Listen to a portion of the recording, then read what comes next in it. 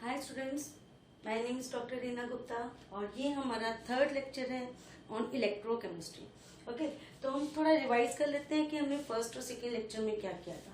तो first lecture में हमने डिस्कस किया था कि व्हाट इज इलेक्ट्रोकेमिस्ट्री, ओके, और कितनी तरह के सेल्स होते हैं। जी, गैल्वेनिक सेल होता है, ठीक है, और इलेक्ट्रोकेमिस्ट्री, ओके। और यहाँ हमने डिस्कस किया था कि कितनी तरह के सेल्स हैं। दो तरह के सेल्स हैं। हमने कहा कि जी एक गैल्वेनिक सेल है, एक इलेक्ट्रोलाइटिक सेल है, और थर्ड पार्ट हमने कहा कि इलेक्ट्रोलाइटिक कंडक्शन है। तो we have discuss so far what is electrical conduction, ठीक है। तो इलेक्ट्रिकल कंडक्शन के लिए हमने सेकेंड लेक्चर में क्या कहा कि जैसे एक मेटल रॉड या मेटल वायर अगर आप लें, वो इलेक्ट्रिसिटी कंडक्ट करती है, ठीक है, बिल्कुल वैसे ही हमारा क्या कर रहा है, एक इलेक्ट्रोलाइट, एक सॉल्यूशन जो है वो इलेक्ट्रिसिटी कंडक्ट करता है अगर आप उसके अंदर दो इलेक्ट्रोड्स लगा दीजिए और आप थोड़ी इलेक्ट्रिसिटी प्रोवाइड कर दीजिए, ठीक है। तो यहाँ जो कंडक्शन होगी that is due to electrons. देखिए यहाँ जो कंडक्शन होगी that is due to ions. तो हमने इसको क्या बोला था, इलेक्ट्रॉनिक कंडक्शन, ठीक है। एंड जनरली ये मेटल शो करते हैं, तो बुक्स इसको क्या लिखती है, मेटालिक कंडक्शन भी लिखती है, ठीक है। जबकि अगर मैं आयंस की बात करूं तो आयंस के केस में this is known as the electrolytic conduction and sometimes you can also term it as the electrical conduction, ठीक है। इलेक्ट्रोलाइट और इलेक्ट्रिकल कंडक्शन क्यों कहते हैं, क्योंकि यहाँ पर जो सॉल्यूशन है उसको आप क्या बोलते हो, electrolyte, because electrolyte is conducting the electricity, that's why this is known as electrolytic conduction. Fine, यहाँ तक हमने कर लिया था। और हमने कहा था कि जैसे मेटालिक कंडक्टर जो है वो ओम्स लॉ को फॉलो करता है, ठीक है। ये किसको फॉलो करता है, ओम्स लॉ को। बिल्कुल ऐसे ही हमारा electrolytic conduction that also follows the Ohm's laws, ठीक है। लॉज नहीं कहेंगे, ओम्स लॉ, ठीक है। तो यहाँ पर हमने कहा था कि हम अगर कंडक्टेंस मेजर करते हैं तो आप कंडक्टेंस को तीन तरह से लिख सकते हैं। एक, जहां पे आप कंडक्टेंस को कैपा से रिप्रेजेंट करते हो and this is known as the specific conductance, ठीक है। सेकेंड, हम किससे रिप्रेजेंट करते हैं, लैम्डा एम से, this is known as the molar conductance और द मोलर कंडक्टिविटी, फाइन। और थर्ड हमारा क्या है, that is lambda e q, जिसको हमने क्या बोला था, इक्विवेलेंट कंडक्टेंस, ठीक है। तो बेटा कंडक्टेंस को रिप्रेजेंट करने के हमारे पास तीन तरीके हैं। एक कि आप स्पेसिफिक कंडक्टेंस ले लीजिए, आप मोलर कंडक्टिविटी के फॉर्म में रिप्रेजेंट कर दीजिए कि कितना ये कंडक्टेंस शो कर रहा है इलेक्ट्रोलाइटिक, या आप इक्विवेलेंट कंडक्टेंस की फॉर्म में रिप्रेजेंट कर दीजिए, फाइन। अब यहाँ तक हमने ये किया था कि अगर मान लीजिए कि आपने इसमें ये जो इलेक्ट्रोलाइट लिया है इसको आप क्या कर दें, पानी डाल दें, यानी कि आप क्या कर दें, डाइल्यूट कर दें। और अगर डाइल्यूट करेंगे तो what will be the effect of dilution on specific conductance, molar conductance and equivalent conductance. तो हमने कहा था कि आप डाइल्यूशन करेंगे तो यहाँ पर क्या होगा, कंडक्टेंस ऑन डाइल्यूशन जैसे आप इंक्रीज करेंगे कंडक्टेंस डिक्रीज हो जाएगी, यहाँ कंडक्टेंस इंक्रीज होगी और यहाँ पर कंडक्टेंस इंक्रीज होगी, ठीक है। तो यहाँ पर हमने डिस्कस किया था कि स्पेसिफिक कंडक्टेंस किस पर डिपेंड करती है, नंबर ऑफ आयंस पे। नंबर ऑफ आयंस कब ज्यादा होंगे, जब हमारी कंसंट्रेशन ज्यादा होगी। जब कंसंट्रेशन ज्यादा होगी तो नंबर ऑफ आयंस जो है वो ज्यादा होंगे, तो कंडक्टेंस ज्यादा होगी। तो अगर आप यहाँ डाइल्यूशन कर रहे हो तो आप क्या कर रहे हो, आप कंसंट्रेशन को डिक्रीज कर रहे हो। कंसंट्रेशन डिक्रीज करने का मतलब आप नंबर ऑफ आयंस को क्या कर रहे हो, डिक्रीज कर रहे हो, और that to the 1 per ml, that to the per ml आप क्या कर रहे हो, डिक्रीज कर रहे हो। डिक्रीज कर रहे हो इसलिए यहाँ पर कैपा की वैल्यू भी डिक्रीज हो गया। तो बेटा यहाँ तक हमने फर्स्ट लेक्चर और सेकेंड लेक्चर में यहाँ तक हमने डिस्कस कर लिया था। नाउ हमारा नेक्स्ट टॉपिक क्या आता है, हमारा नेक्स्ट टॉपिक है कि how lambda m varies with the dilution, okay. तो हम नेक्स्ट टॉपिक है that is variation of lambda m with dilution. Fine, this is our topic. लेकिन एक चीज याद रखिएगा कि यहाँ पर आप जो लैम्डा m किसके लिए निकाल रहे हो, लैम्डा m हम यहाँ कैलकुलेट करेंगे किसी भी एक इलेक्ट्रोलाइट के लिए, ठीक है। अब वो इलेक्ट्रोलाइट आपका कितनी तरह का है, वो इलेक्ट्रोलाइट आपका दो तरह का है, ठीक है। या तो वो क्या है, स्ट्रॉन्ग इलेक्ट्रोलाइट है, ठीक है, या फिर वो क्या है, वीक इलेक्ट्रोलाइट है। और स्ट्रॉन्ग इलेक्ट्रोलाइट आप किसको बोलोगे, विच आयोनाइजेस कंप्लीटली, उसी को तो आप स्ट्रॉन्ग इलेक्ट्रोलाइट बोलेंगे, ठीक है ना। फॉर एग्जाम्पल मान लीजिए मैंने HCl लिया, HCl के लिए आप ध्यान से देखिए, मैंने यहाँ पर जो एरो डाला है वो इरिवर्सिबल के लिए डाला है। इट मीन कि यहाँ कोई इक्विलिब्रियम अटेन नहीं हो रहा। यहाँ पे जितना भी आपने HCl लिया that all will dissociate into H ions and chloride ions. कब अपने आप नहीं डिसोसिएट होगा, याद रखना, only on dissolving in water. Fine, जबकि यहां हम क्या कहेंगे, इट विच आयोनाइजेस वीकली, ठीक है।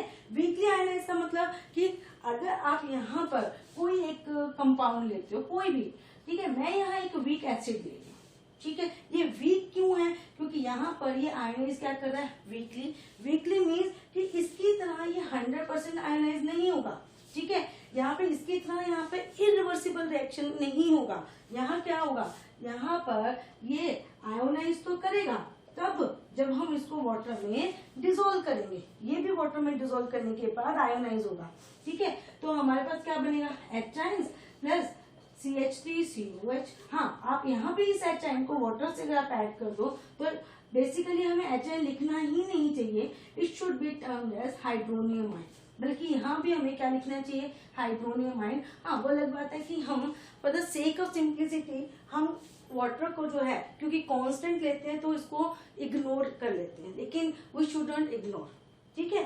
तो चलिए जो भी है, यहाँ हमने कहा कि 100% आयोनाइज हो रहा है, लेकिन यहाँ पर ये 100% आयोनाइज होने वाला नहीं है, ठीक है।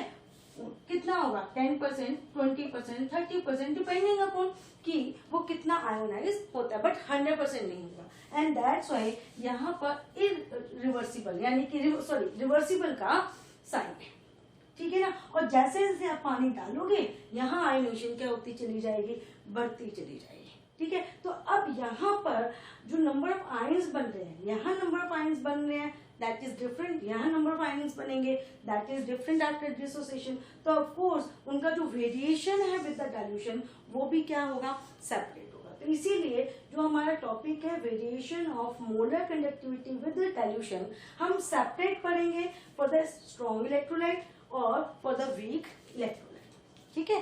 तो चलिए फर्स्ट मैं डिस्कस कर रही हूँ कि how the lambda m that varies with dilution for strong electrolyte, ठीक है। किसके लिए बात कर रहे हैं, सिर्फ स्ट्रॉन्ग इलेक्ट्रोलाइट के लिए। तो एक चीज याद रखिएगा, हमने अभी बोला कि जो लैम्डा m है वो किस पर डिपेंड करता है, दैट डिपेंड्स अपॉन कंसंट्रेशन, ठीक है। और अगर हम यहाँ पर कंसंट्रेशन क्या कर दें, डिक्रीज कर दें, या फिर आप कहें कि डाइल्यूशन हम इंक्रीज कर दें, तो हमारा लैम्डा m क्या हो जाएगा, increase, and vice versa is true, तो चलिए हम इसका रीजन फाइंड आउट करते हैं कि ऐसा हो क्यों रहा है, ठीक है। तो ऐसा इसलिए हो रहा है, इसका रीजन अगर हम देखें तो इसलिए हो रहा है बेटा कि आपने HCl लिया, हमने कहा कि ये कंप्लीट आयोनाइज होता है तो 100% आयोनाइज हो गया, 100% आयोनाइज हो गया तो यहाँ पर हमारे पास अगर आप इसको 1 मोल लेते हो तो यहाँ 1 मोल H आयन, 1 मोल हमारे पास क्या बन गए, क्लोराइड आयंस बन गए, and all they are moving towards their respective electrodes and conducting the electricity. Fine, लेकिन प्रॉब्लम क्या है, प्रॉब्लम ये है कि क्या इन दोनों पे ऑपोजिट चार्जेस हैं या नहीं, ठीक है। और अगर ऑपोजिट चार्जेस होंगे तो क्या इन दोनों के बीच में कुछ फोर्सेस ऑफ अट्रैक्शन होंगी या नहीं, बिल्कुल होंगी, बिकॉज हम हमेशा बोलते हैं opposite charges always attract each other, और अगर वो अट्रैक्ट कर रहे हैं तो वो जो अट्रैक्शन है वो किसके बीच में है, दो आयंस के बीच में, ठीक है। तो इस अट्रैक्शन को आप क्या बोलोगे, इंटर आयनिक अट्रैक्शन। तो अगर कंसंट्रेशन ज्यादा है तो यहाँ पर क्या है, इंटर आयनिक अट्रैक्शन भी ज्यादा है अगर कंसंट्रेशन ज्यादा है, समझ रहे हो। और अब हम क्या करें, मान लीजिए हम यहाँ पर कंसंट्रेशन क्या करते हैं, डिक्रीज कर देते हैं जी। लीजिए मैंने कंसंट्रेशन क्या कर दी, डिक्रीज, यानी कि मैंने क्या कर दिया, डाइल्यूशन इंक्रीज। भाई डाइल्यूशन कैसे करोगे आप, by adding the water, by adding the water. और जैसे जैसे पानी आप ऐड करोगे, जो हमारे ये आयंस है, ठीक है, आप इसको मैं यहाँ पे HCl ना लूं तो मैं इसको कहूंगी कि हमारे जो ऑपोजिटली चार्ज आयंस हैं वो क्या होंगे, जैसे जैसे आप पानी डालते रहोगे ये आयंस दूर दूर होते चले जाएंगे। आप और पानी डालिए, ये और दूर हो जाएंगे, और पानी डालिए, और डाइल्यूशन करिए, और दूर हो जाएंगे। और जैसे जैसे यहाँ पर आप डाइल्यूशन इंक्रीज करते चले जाओगे तो आयंस के बीच में जो डिस्टेंस है, ठीक है, वो इंक्रीज होता चला जाएगा। आयंस में अगर डिस्टेंस इंक्रीज होगा तो इंटर आयनिक, ठीक है, जो अट्रैक्शंस हैं वो क्या होती चली जाएंगी, कम होती चली जाएंगी। और अगर इंट्राआयनिक अट्रैक्शंस कम होंगी तो मॉलिक्यूल एक आयन दूसरे आयन को अट्रैक्ट ही नहीं करेगा, तो these ions now can move freely. और अगर ये फ्री मूव कर रहे हैं इसका मतलब कि इन आयंस की जो मोबिलिटी है, ठीक है, यानी कि द स्पीड ऑफ आयन, क्या स्पीड ऑफ आयन वो क्या हो जाएगी, इंक्रीज। और अगर स्पीड इंक्रीज होगी तो वो जो आयन है अपने एक रिस्पेक्टिव यहां से इलेक्ट्रोड की तरफ मूव करना है, तो वो जो स्पीड अगर इंक्रीज हो गई तो डेफिनेटली कंडक्टेंस भी तो इंक्रीज होगी, फाइन, ठीक है। तो दिस इज द रीजन। अगर हम देखें तो वेरिएशन किसी भी लैम्डा एम का फॉर द स्ट्रॉन्ग इलेक्ट्रोलाइट अगर आपने निकालना है तो हम कहेंगे कि फॉर स्ट्रॉन्ग इलेक्ट्रोलाइट, ठीक है, for strong electrolyte lambda m क्या होगा, इंक्रीज होगा विद डाइल्यूशन, ठीक है। क्यों, रीजन क्या है, रीजन मैंने पहले ही लिख दिया, that is inter ionic attractions क्या हो रही है, डिक्रीज, ठीक है। तो स्पीड क्या हो रही है, इंक्रीज, तो कंडक्टेंस क्या हो जाएगी, इंक्रीज, फाइन, समझ में आ गया। It's very easy, very very easy.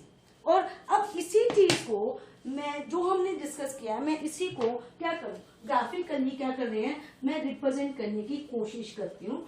और ग्राफिकली अगर मैं इसको रिप्रेजेंट करूं तो हमें जो डिबाई-हक्कल ऑन सागर इक्वेशन के अकॉर्डिंग, डिबाई-हक्कल ऑन सागर इक्वेशन के अकॉर्डिंग हम ये कहते हैं कि आप ग्राफ प्लॉट कर लीजिए। तो जो लैम्डा एम है वो किस पर डिपेंड करता है, not only on the concentration, that is on the root of concentration, ठीक है। और हमने क्या कहा, हमने कहा कि जी डाइल्यूशन क्या करिए, इंक्रीज करिए, और कंडक्टेंस क्या हो जाएगी, इंक्रीज हो जाएगी, ठीक है जी। तो मैंने यहाँ पे काफी हाई कंसेंट्रेशन ले ली, कंसेंट्रेशन इस साइड पे जा रही है, कंसेंट्रेशन काफी हाई ले ली तो मोलर कंडक्टेंस भी कम है, ओके। चलिए अब मैंने क्या किया, डाइल्यूशन किया तो कंसेंट्रेशन क्या हुई, कम हुई, कंसेंट्रेशन कम हुई। तो क्योंकि मैं ये पॉइंट थोड़ा ऊंचा लिख रही हूँ, रीजन बीइंग कि स्ट्रॉन्ग इलेक्ट्रोलाइट की कंसेंट्रेशन हमेशा, कंडक्टेंस हमेशा ज्यादा होती है, तो मैं इस पॉइंट को यहाँ ना लिख के यहाँ लिख रही हूँ, ठीक है। आपने कंसेंट्रेशन क्या कर दी, कम कर दी, क्योंकि आपने डाइल्यूशन बढ़ा दी, क्योंकि आप कंसेंट्रेशन डिक्रीज करोगे तो इसका मतलब डाइल्यूशन बढ़ा रहे हो, तो डाइल्यूशन अगर मेरे को बढ़ानी है तो कंसेंट्रेशन कम करने हैं इस साइड पे। तो मान लीजिए मैंने कंसेंट्रेशन कम की तो क्या हो गया, लैम्डा एम इंक्रीज हो गया। लेकिन ये जो लैम्डा एम है इसमें बहुत ज्यादा डिफरेंस नहीं आने वाला। क्यों नहीं आएगा, क्योंकि सिर्फ एक रीजन है यहाँ पर कंडक्टेंस इंक्रीज होने का, वो ये कि यहाँ पर अट्रैक्शन कम हो रही है सिर्फ, ठीक है, कोई नया आयन नहीं बन रहा है, अट्रैक्शन कम हो रही है, अट्रैक्शन कम हो रही है तो स्पीड बढ़ रही है, तो स्पीड का बहुत ज्यादा थोड़ी ना बढ़ेगी, ठीक है। तो यहाँ पर कंडक्टेंस भी इंक्रीज हो रही है लेकिन not to a large extent. Okay, चलिए हम एक और पॉइंट ले लेते हैं, हमने और डाइल्यूशन कर दी, और डाइल्यूशन कर दी तो हमारी कंडक्टेंस ये आ गई, और फिर हम एक और डाइल्यूशन कर देते हैं, हमारी कंडक्टेंस फिर इंक्रीज हो गई, ठीक है। और आप देखें अगर इसको ज्वाइन करेंगे तो you will get the almost straight line, ठीक है। तो क्या मैं यहाँ पर इसकी कंसंट्रेशन कम करती जाऊं तो क्या मैं इसको एक्स्ट्राप्लोइट कर सकती हूँ? बिल्कुल कर सकती हूँ, ठीक है। मैंने यहाँ पर इसको क्या किया है, एक्स्ट्रा प्लॉट, ठीक है, एक्स्ट्रा प्लॉट कर तो हमें यहाँ देखें तो यहाँ पर इस जगह पर देखें तो ऑलमोस्ट कंसंट्रेशन क्या है, अप्रोक्सीमेटली क्या हो गई जी, 0, ठीक है। और 0 का मतलब यहाँ पर क्या है कि आपकी यहाँ पर जो मैक्सिमम आपने एक तरह से क्या कर ली, डाइल्यूशन कर ली, जिसको आप क्या बोल सकते हो, इनफाइनाइट डाइल्यूशन। और इसको अगर मैं बहुत सिंपल से वर्ड्स में समझाने की कोशिश करूं कि what is the meaning of infinite dilution, तो आप ये देखिए, मान लीजिए कि आपने एक सिंपल सा शुगर सॉल्यूशन ले लिया, ठीक है। अब आप इस शुगर सॉल्यूशन को जब आप टेस्ट करोगे तो क्या आपको स्वीट टेस्ट आएगा? बिल्कुल आएगा, ठीक है। अब इसमें कीजिए थोड़ा सा पानी डाल दीजिए, क्या हो गया, जो स्वीट टेस्ट है, वो मिठास जो है वो क्या हो गई, कम हो गई। आप और पानी डाल दीजिए, मिठास थोड़ी सी और कम हो गई, और पानी डाल दीजिए, मिठास थोड़ी सी और कम हो गई। तो एक टाइम तो आएगा ना कि जब आप कहेंगे कि अब तो भाई मिठास का, स्वीटनेस का पता ही नहीं लग रहा, ओके। और जिस टाइम पे आपको ये पता है, एहसास होना ही बंद हो जाए कि स्वीटनेस है या नहीं है, तो आप और पानी डालिए या नहीं डालिए, कोई फर्क ही नहीं पड़ता। यानी कि अब वहां जो टेस्ट है वो क्या हो गया, सैचुरेट हो गया, and this test does not change on adding water, ठीक है। तो यानी कि ये इस सिचुएशन पे जहां पे टेस्ट की क्या हो गई, सैचुरेशन, ठीक है, जहां टेस्ट की क्या हो गई, सैचुरेशन, उस पॉइंट को आप क्या बोलोगे, आपने क्या कर दिया, इनफाइनाइट डाइल्यूशन। तो इनफाइनाइट का मतलब ये नहीं है कि आप पानी डालते जाओ, कोई लिमिट ही नहीं है, नहीं, लिमिट है। कहाँ लिमिट है, जहां पर सैचुरेशन आ जाए। तो यहाँ पे किसकी सैचुरेशन आएगी, यहाँ पे सिंपल सी सैचुरेशन आएगी कि हम यहाँ पर डाइल्यूशन कर रहे हैं, हमने कहा कि जी लैम्डा एम इंक्रीज होगा, लेकिन आप डाइल्यूशन करिए, लैम्डा एम इंक्रीज हो गया, लेकिन एक स्टेज तो आएगी कि आप डाइल्यूशन कर रहे हो लेकिन लैम्डा एम क्या हो गया, कांस्टेंट। फिर आप डाइल्यूशन इंक्रीज कर रहे हो, लैम्डा एम क्या है, कांस्टेंट। फिर डाइल्यूशन कर रहे हो, लैम्डा एम क्या है, कांस्टेंट। यानी कि लैम्डा एम का क्या आ गया, सैचुरेशन पॉइंट, ठीक है। और जहां सैचुरेशन पॉइंट आया मीन्स आपने इनफाइनाइट डाइल्यूशन कर ली, ठीक है। और इनफाइनाइट डाइल्यूशन पे हम क्या मान के चल रहे हैं, हम ये तो मान के चल रहे हैं कि कंसंट्रेशन क्या हो गई, 0। तो मान लीजिए कि मेरे को इसको रिप्रेजेंट करना है, कैसे करूं, लैम्डा एम नॉट लिख दें, 0, बिल्कुल सीधा सही साफ है, 0 मीन जहां ऑलमोस्ट कंसंट्रेशन क्या हो गई, 0, ठीक है। और जहां पे आके अब कंसंट्रेशन चेंज आप जितनी भी कर लीजिए लेकिन लैम्डा एम इंक्रीज होने वाला नहीं है, तो इसको आप क्या बोलेंगे। तो यहाँ पे जब आप एक्स्ट्रा प्लॉट कर लेते हो तो आप क्या निकाल लोगे, लैम्डा एम नॉट, यानी कि molar conductance at, spelling check कर लेना, एट इनफाइनाइट डाइल्यूशन। समझ में आ गया। और यहां से यहां तक जब आप कर रहे हो हर बार कंसंट्रेशन चेंज हो रही है, तो इसको आप किससे रिप्रेजेंट कर सकते हो, लैम्डा एम सी से, ठीक है जी, क्लियर हो गया। तो यहाँ पर देखे जाए तो हमारी 2 टर्म्स हो गए, ठीक है, ध्यान से देखना कितनी टर्म्स है, 2 टर्म्स है। एक टर्म है हमारी लैम्डा एम नॉट और दूसरी टर्म है लैम्डा एम सी, ठीक है। Lambda m not means molar conductance eight infinite dilution, जो मैंने अभी लिखा, ठीक है। और याद रखना इसको हम और कैसे लिखते हैं, this is also termed as limiting molar conductivity, ठीक है जी। जबकि इसको हम क्या बोलेंगे, मोलर कंडक्टेंस, क्योंकि ये किसी भी कंसंट्रेशन पे मेजर कर रहे हैं, तो एट एनी कंसंट्रेशन, फाइन। तो स्ट्रॉन्ग इलेक्ट्रोलाइट के लिए सबसे बड़ी चीज क्या है, it's easy to calculate the lambda m naught, यानी लिमिटिंग मोलर कंडक्टिविटी निकालना आसान है। क्यों आसान है, क्योंकि हम यहाँ पर ग्राफ को एक्स्ट्रा प्लॉट कर सकते हैं, फाइन। नाउ नेक्स्ट अब हम बात करते हैं, that is about the week electrolyte, ठीक है। चलिए नाउ नेक्स्ट अगर हम बात करें for weak electrolyte, okay. Weak electrolyte मैं यहाँ पे अगेन क्या ले रही हूँ, एसिटिक एसिड। मैंने कहा कि इसको ये एसिड डिसोसिएट कब करेगा, जब वाटर डालोगे तो डिसोसिएट करेगा, तो यहाँ पर क्या अचीव हो गया, इक्विलिब्रियम, ठीक है। क्या बन गया, acetate ions plus hydronium ion, fine, okay.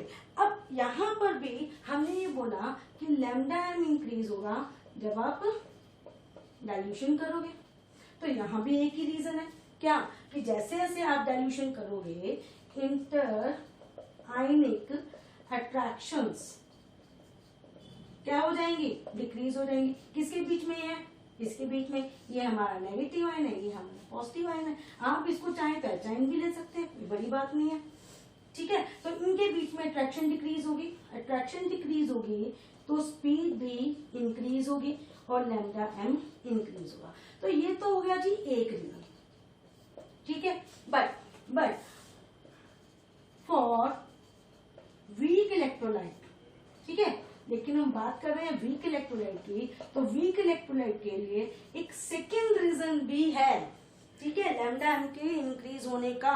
और वो क्या है, वो ये है कि यहाँ पर इक्विलिब्रियम सेट हो गया है, ठीक है, ये इक्विलिब्रियम। और लीच एक्लियर क्या कहता है बेटा, लीच एक्लियर ये कहता है कि अगर आप रिएक्टेंट्स का अमाउंट इंक्रीज कर दोगे, ठीक है, तो if reactant amount of reactant increases, तो क्या होगा, reaction will move in forward direction. Reaction कहाँ जाएगी, फॉरवर्ड डायरेक्शन में, ठीक है। तो ठीक है जी, आपने पानी बढ़ा दीजिए, डाइल्यूशन कर दीजिए, रिएक्शन कहाँ जा रही है, फॉरवर्ड डायरेक्शन में। फॉरवर्ड डायरेक्शन में जा रही है तो यहाँ पर क्या हो रहा है, डिसोसिएशन इंक्रीज हो रही है कि नहीं। फॉरवर्ड डायरेक्शन में जाएगा तो डिसोसिएशन इंक्रीज होगी, और अगर डिसोसिएशन इंक्रीज हो रही है तो क्या यहाँ पर नंबर ऑफ आयंस इंक्रीज हो रहे हैं, यस। और अगर नंबर ऑफ आयंस इंक्रीज होंगे तो डेफिनेटली कंडक्टिविटी भी इंक्रीज होगी, ठीक है। तो जबकि हमने बात किया था स्ट्रॉन्ग में हमने कहा था कि डाइल्यूशन के साथ लैम्डा में इंक्रीज हो रहा है, लेकिन सिर्फ इसलिए कि वहां पर इंटरआयनिक इंट्रैक्शंस डिक्रीज हो रही है। लेकिन यहाँ तो दो रीजन है, एक ये और दूसरा क्या है कि आप जैसे जैसे पानी डालोगे, जैसे जैसे डाइल्यूशन करोगे, यहाँ पर डिसोसिएशन क्या होती जा रही है, इंक्रीज होती जा रही है, और डिसोसिएशन इंक्रीज होगी, नंबर ऑफ आयंस इंक्रीज होंगे। तो जो लैम्डा में इंक्रीज होगा, जैसे हमने स्ट्रॉन्ग में कहा कि वो स्मॉल एक्सटेंट पे इंक्रीज होगा, लेकिन यहाँ पर जो लैम्डा में इंक्रीज होगा that is to a large extent, क्योंकि सिर्फ स्पीड का इंक्रीज नहीं हो रही, नंबर ऑफ आयंस भी बढ़ रहे हैं। और इसी चीज को अगर मैं ग्राफिकली रिप्रेजेंट करूं, ठीक है, लाइक दिस, तो ये हो गया हमारा जी लैम्डा एम। इधर मैंने पहले ही बोला डिबय-हक्कल और सागर के अकॉर्डिंग जो लैम्डा एम है वो रूट ऑफ कंसेंट्रेशन पे डिपेंड करता है, ठीक है। तो लीजिए यहाँ पर ऑलरेडी कंसेंट्रेशन क्या होगी, कम, अगर ज्यादा होगी तो लैम्डा एम कम होगा क्योंकि ये वीक इलेक्ट्रोलाइट है, ठीक है। अब आपने कंसेंट्रेशन डिक्रीज की, लैम्डा में इंक्रीज हो गया, बट नाउ वहां पर हमने क्या कहा था, इस तरह का ग्राफ है, लैम्डा इंक्रीज होगा टू अ स्मॉल एक्सटेंट, लेकिन यहाँ लैम्डा इंक्रीज होगा टू अ लार्ज एक्सटेंट। और बढ़ाइए, और इंक्रीज हो गया, और बढ़ाइए, और इंक्रीज हो गया, और बढ़ाइए डाइल्यूशन, ठीक है, और इंक्रीज हो गया। तो आप डाइल्यूशन करते चले जाएंगे, तो डाइल्यूशन करते जाएंगे, ये तो कंप्लीटली आयनाइज हुआ ही नहीं है, तो आप डाइल्यूशन करते जाओगे, आयनाइजेशन होती जाएगी। तो यहाँ पर डाइल्यूशन सैचुरेशन का कोई पॉइंट आने वाला ही नहीं है, ठीक है। मींस आप डाइल्यूशन इंक्रीज करते जाइए, मोलर कंडक्टेंस इंक्रीज होती चली जाएगी, ठीक है। और अगर मैं अब इसको प्लॉट करूं तो इट विल लाइक दिस, ठीक है।